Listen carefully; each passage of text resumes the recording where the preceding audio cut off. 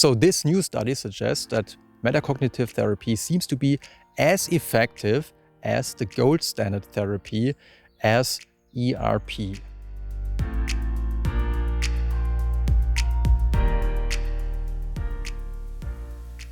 Kill me. No, seriously, you have the permission with all your mental power, try to murder me. Try to stop my heart from beating, try to make my head explode like Sheldon in the Big Bang Theory. You may use all your creativity, but try to kill me. I know I can already hear you. You shouldn't say something like that. These thoughts are dangerous. You shouldn't play around with such thoughts. And this is exactly what this episode is about. It's about metacognitive thoughts. It's about what you believe in respect to your thoughts. Are thoughts really that powerful as many of us believe, or are thoughts just thoughts and nothing else? Because many people who suffer from OCD hold this magical belief that thoughts are powerful, and just because you have a thought, it also means that it is true. Thoughts are regarded as reality many times. So for example, people with OCD, with fear of contamination, they often, as soon as they have the thought that they might be contaminated, they think because they have this thought, or other people who believe, what if I might be pedophile? Or if I do something really bad to my child, or maybe I killed somebody with my car and I didn't realize it. And all these thoughts, which are, by the way, thoughts that also people without OCD from time to time have. But the difference is that they don't believe that having this thought actually means something to reality. They just know, well, this is a thought. It's a crazy thought somehow, but my brain creates a lot of thoughts. And all over the day, I have thousands of thoughts.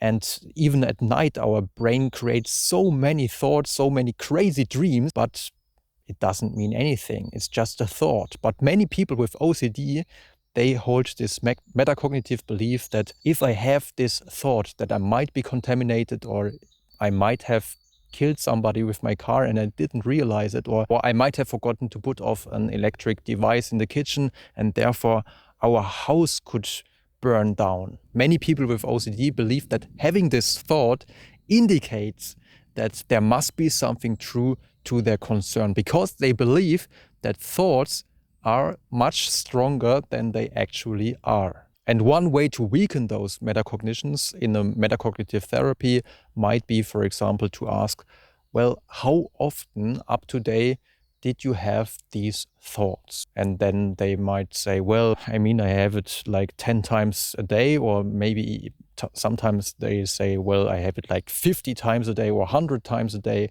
So I must have had it 10,000s of times. And yeah, really often. Then a therapist might say, well, and how often did you really die? And then they might say, well, actually, I'm still alive, yeah.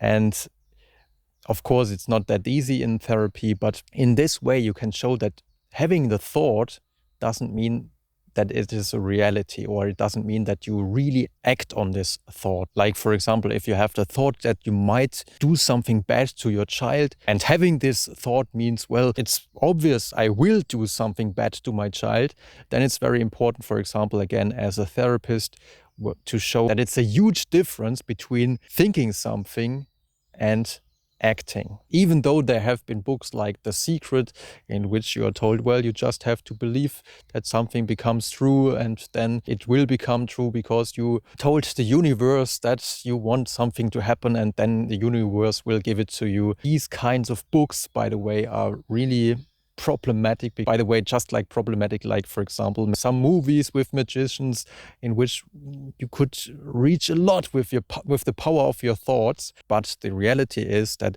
in order to make something happen, you also need a lot of motivation.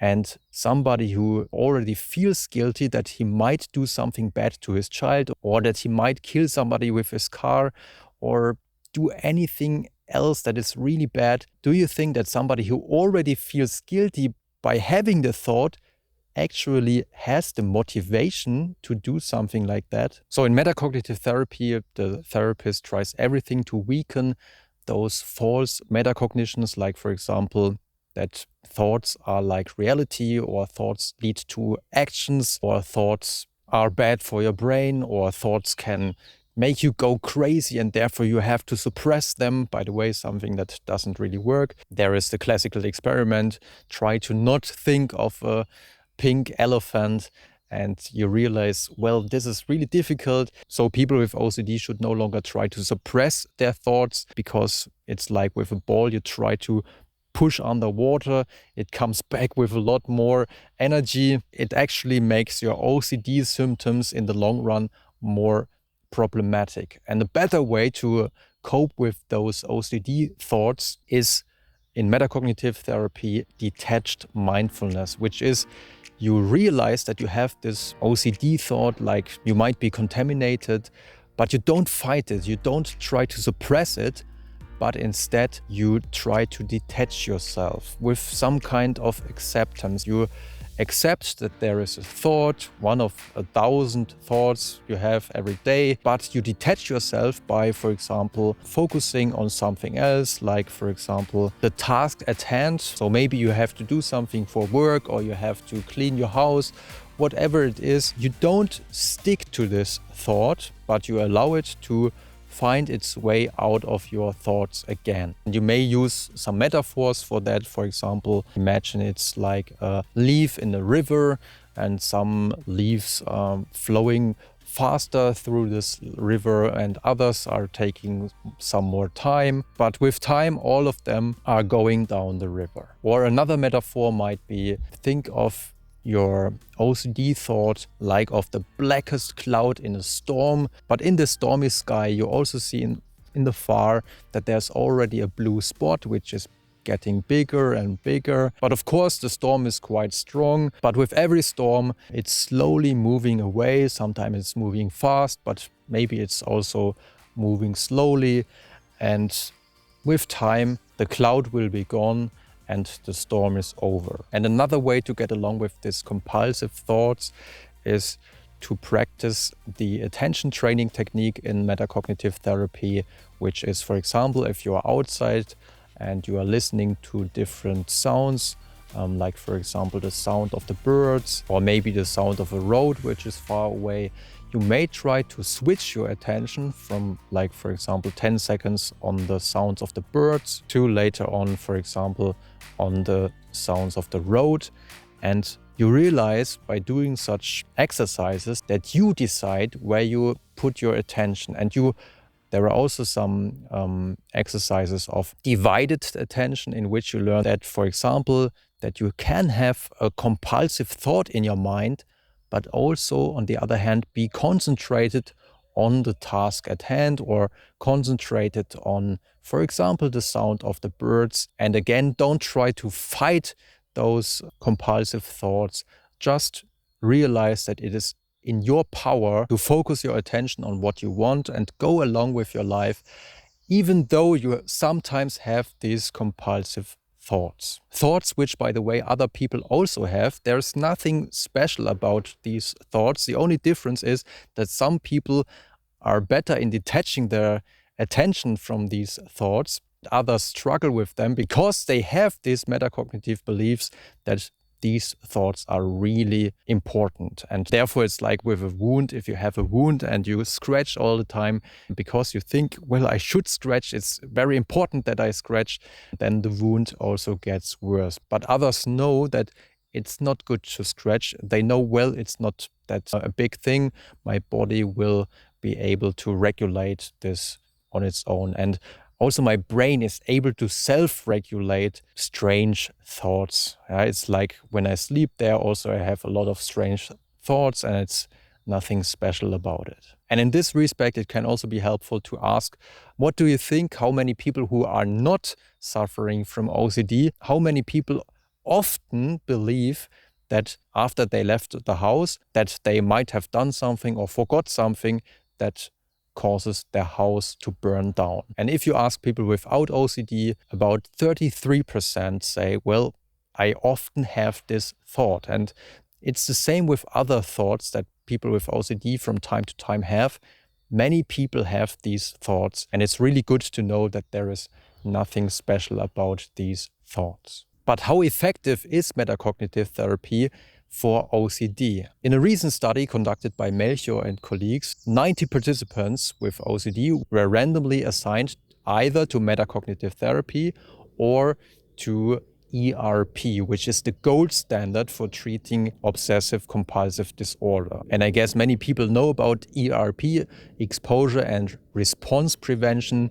It's not complicated. You are on the one hand exposed to what you are afraid of. So, for example, if you're afraid of touching a door knob because you think it might be contaminating, then you have to try to touch it. Of course, your therapist helps you a lot to motivate you to do so. And later on, you are not allowed to show your regular response, which is, for example, cleaning your hands, washing your hands. By doing so, by preventing this response, you now learn that your concerns, your beliefs were all wrong because you touched the doorknob and you are still healthy, and you did not wash your hands and you are still healthy. And of course, you do that several times and it becomes more difficult. Like, for example, you may have to touch the inside area of a toilet and still you won't be allowed to wash your hands. Or next level, for example, is you may have to eat something from the ground and still you learn, I'm still healthy, actually nothing happens. And these are really very important insights, really important aha moments for many people. And as I said, ERP really works fantastic. And in this new study, it also could show about 53%, you could say, were completely healed. So the criteria for OCD were no longer met in this group. And from a numerical point of view, the results for the metacognitive therapy group in fact was even a little bit superior. It was far from significant, so we shouldn't overemphasize those differences. But in this group, 62% no longer got the diagnosis of OCD. And of course, those were the participants with the strongest effects. Of course, there were also a lot of patients who just experienced a very strong improvement. So this new study suggests that metacognitive therapy seems to be as effective as the gold standard therapy, as ERP. And this is very good news because some people hesitate to go through ERP because they fear that, well, confronting your anxiety, confronting your fears, of course, is sometimes very distressing. So for those people, metacognitive therapy might be a very good alternative. And it might also be interesting to see whether a combination of metacognitive therapy and ERP might be even more effective. And I guess many therapists take the best methods from all therapy schools anyway. That's it for today. I hope you enjoyed this episode and found it a little bit helpful. And if you want to know more about metacognitive therapy or other therapy methods, like for example, acceptance and commitment therapy, feel free to take a look at the website or at the books. And maybe we will see you next time.